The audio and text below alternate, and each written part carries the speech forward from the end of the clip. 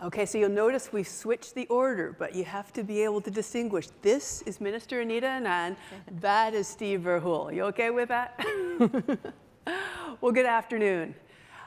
Thank you for your patience, for waiting for what I think is the best panel. When I was looking at how we were going to address this, it came to be in medieval terms, a little bit like Game of Thrones. We have bridge builders and we have people slaying dragons. So Minister Anita Anand is our bridge builder, and veteran trade negotiator Steve Verhuel has been slaying dragons for a really long time. This panel is uniquely suited to talking about advancing and defending trade interests in North America. And it is a little bit of from one end to the other. There's kind of a contrast. We've got USMCA or CUSMA, which is the treaty underpinning for a $1 trillion trade relationship. It is the foundation upon which our trade takes place. And then we've got a conversation about regulatory cooperation and mutual recognition, which is the most important trade issue you never talk about, because it gets at the non-tariff barrier issues. And as we've been lowering tariffs over time, it's those non-tariff barriers and regulatory and compliance issues that are still holding up our competitiveness and the area that we can do the most good for businesses, large and small. And so I'm delighted to be talking to both of these great defenders and advancers of trade. But first, we have some breaking news. Evan Solomon broke the news that there was a border workers agreement. Minister Anand, can you tell us about that? So this morning we were pleased to announce that a tentative agreement had been reached with the Border Services workers. That is an issue that's within the purview of the Treasury Board, 300,000 public servants under that office, my office. And I'll say that we've been working very hard at the bargaining table since last Monday. And we were building on the recommendations of the Public Interest Commission report. And my strategy and our strategy was to remain at the table, to bargain in good faith. We saw that deadline for a strike extended. And I'll just say that with this tentative agreement, once it's, or if it's ratified, we will see 18 bargaining units and 83% of public service employees under renewed collective agreements. And so I don't know about you, but I'm really happy there's not going to be a strike, that we've reached a tentative agreement. So, I heard from many of you over the last number of days, and it was a good way to start the day. That is great news. And I flubbed my data at the beginning. It's a $1 trillion trade relationship, but it's $3 billion in daily merchandise trade. 3.3 Canadian, yeah. 3.3 Canadian. So if you hold that up for even 5-10 minutes, let alone days, it has a significant impact on our economy. So thank you. Yeah. Thank you for that. And so now segueing into the regulatory cooperation, non-tariff barrier conversation, I went back through my notes. In 2011, I was writing speeches for David Jacobson about regulatory cooperation and toothpaste and Cheerios. In 2013, I was involved in sending in submissions for Council of the Great Lakes Region and Pacific Northwest Economic Region on this. And now I was delighted to see that you are resurrecting this important initiative. So can you tell us about what is being envisioned for the new RCC? What's the progress? What's the uptake from stakeholders? So over the past 4 months or so, I've been meeting with businesses on both sides of the border, Vancouver, Moncton, Windsor, Montreal, Ottawa, Chicago, and DC, and hearing about issues that they have, irritants in the trade relationship, that they don't want to rise to the level of a trade dispute, Steve. And so the importance of hearing from businesses is salient. And then I went to Washington and met with my counterpart, Shalanda Young. And we today issued a joint statement indicating that we together are going to continue to work on the issues that we are hearing about from businesses. Why is that important?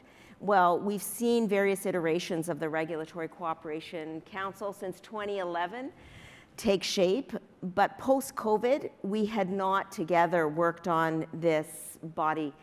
And I will say that businesses are flocking to have their concerns heard on both sides of the border so that they don't have to have those issues in the process of trade talks per se. The Regulatory Cooperation Council is an incredible venue, and it has now, as of today, officially commitment from both sides of the border. That's awesome. In a 20-year U.S.-Canada trade career, I hardly ever get to say great news on the Canada-U.S. trade front. Boom, yeah. Well done.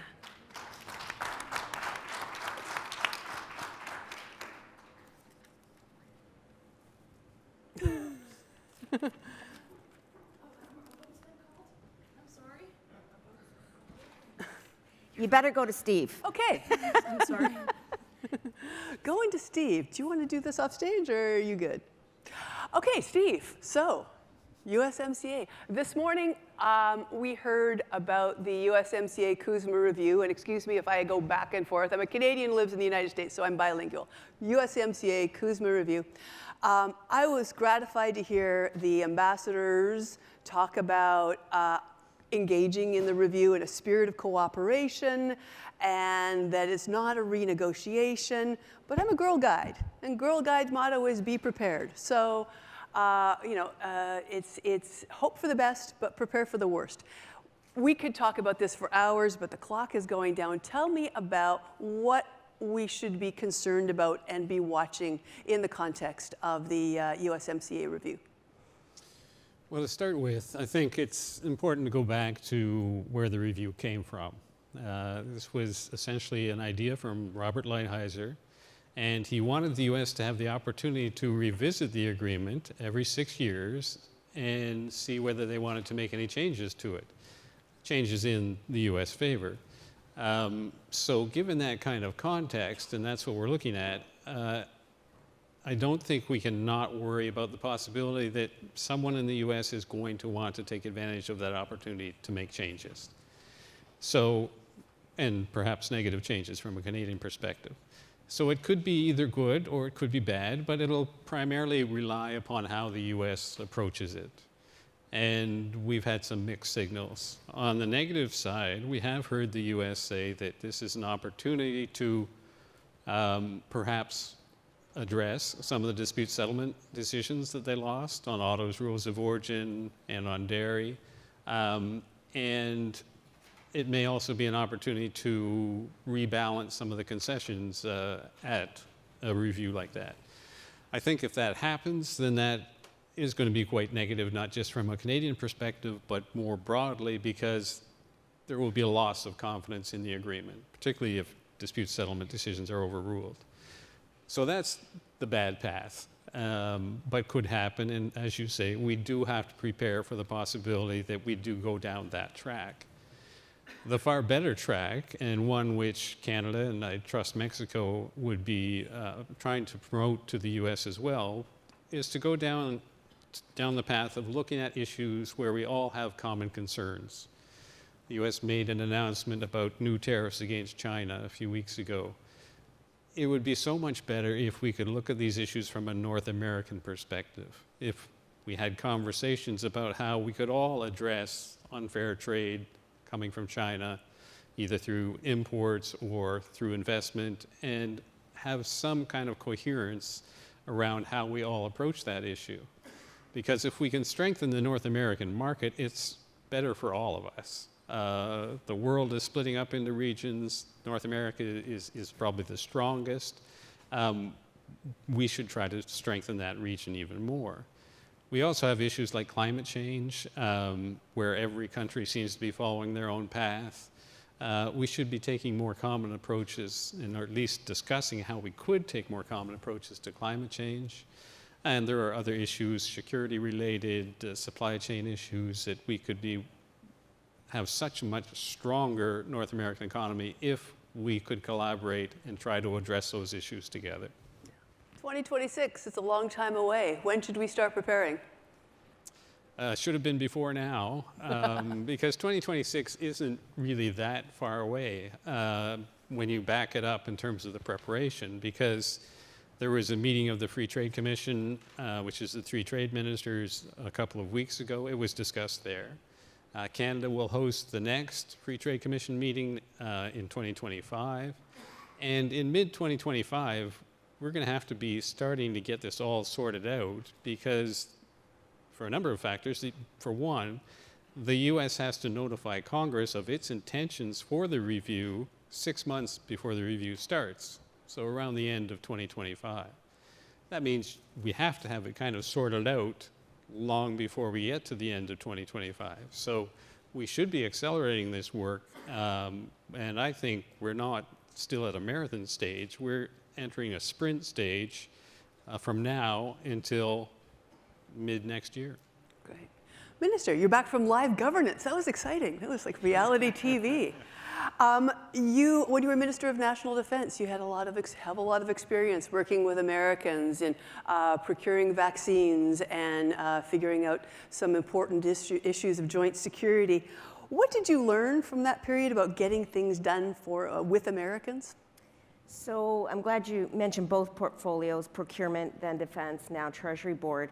And in procurement, the salience of the US-Canada relationship was palpable. And that in particular was driven home to me when we needed to pull vaccine from US manufacturers, from the Pfizer plants as well as from Moderna. We had been pulling those vaccines from Europe. And I made sure in our contracts that we had diversified the location from which we could pull vaccines. And so working with the United States through our two incredible ambassadors was absolutely important. Ambassador Hillman did great work with Jeff Zients in the White House to make sure that we had the ability to bring vaccines from the US, and that was a game changer. Our vaccine trajectory increased significantly after we were able to do that. Then in defense, Secretary Austin and I worked extremely closely on NORAD modernization, $40 billion investment from Canada in NORAD modernization. Now we are building over-the-horizon radar systems right here in our country, together with the United States, planning those locales and areas. And we also, I'm not sure if anybody remembers those balloons that I referred to as cylindrical objects because we didn't want to call them balloons at the time. And we actually saw NORAD in action for the first time ever over our continent when that cylindrical object came over the boundaries. And I'll just say, you know, there's a lot of discussion about the 2% target. On the ground, every single day, we are working with the Americans for the security of our continent, the joint peace and security of this incredible continent and region. And I will say that that will continue, and we will continue to increase our defense spending at the same time. Great. I think in Canada, there's more of a tendency to put economics and security in separate buckets. And I think maybe what the Americans are teaching us is that everything is integrated. Can you talk about how security figures into Canada's economic and trade relationship with the United States? I 100% agree that we can no longer think about economic security and our strategic position and protection in separate silos. And I would say critical minerals is a perfect example of the way in which these two areas intersect. We see research vessels from China coming through our Arctic waters in search, no doubt, of locations of some of our country's most prized resources. The Americans understand that, we understand that also, and that's why our most recent defense policy update focuses on the Arctic. focuses on the need to protect our economic security as well as our continental security.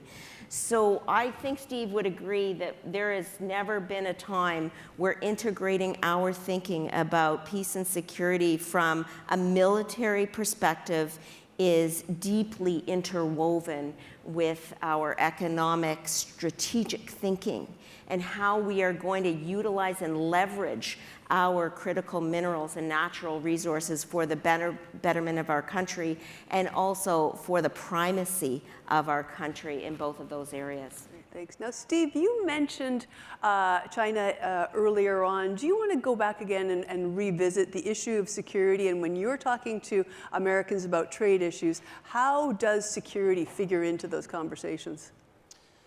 Well, to date, it hasn't been much of an issue, certainly in the last negotiation. I think it should be part of the discussion this time around because even since we concluded the last negotiation, things have changed a lot. And I think we have to look at trade in a different way than we used to look at it before. Certainly security has to be a part of it. Supply chains, economic security, national security, all of that has to be fed into it. And we've got to look at trade much more broadly than we used to. And I think that's part of the reason why trade agreements have been kind of taking a back seat in recent years is because they haven't kept up to the way that economies are changing, priorities are changing, and we need to make those moves. Good. Well, we know that cross-border business coalitions, whether in finance, trade, agriculture, can have a big impact on policy. Can you provide some advice for how this group might help to advance U.S.-Canada economic relations through the relationships with their business partners? I want to put one concept on the table, and that is mutual recognition. The idea that although the laws on either side of the border may themselves be different, the goals of many of our laws are the same and result in a thinking about investor protection or consumer protection. If we can utilize this concept of mutual recognition, businesses will be able to function more efficiently, we will cut red tape more quickly, and we will be able to lower the cost of doing business at no cost to the taxpayer. That is a win-win-win situation, and we need to drive towards mutual recognition. I love mutual recognition. Hallelujah. Steve? Well, I think that one of the things that I found when I was doing negotiations and in the lead up to negotiations was I was spending at least a couple of hours a day meeting with industry. Because as government officials, as I was at the time, you really can't understand an issue until you're drilling down and really fully understanding it from the perspective of the private sector. Once you have that knowledge, you have a huge advantage at the negotiating table. So I think businesses have to get more engaged. Government has to engage them more as we lead towards the review, for example. And that'll give us certainly an advantage over the other partners. Wonderful, thank you. Well, please join me in thanking bridge builders and dragon slayers in the economic relationship.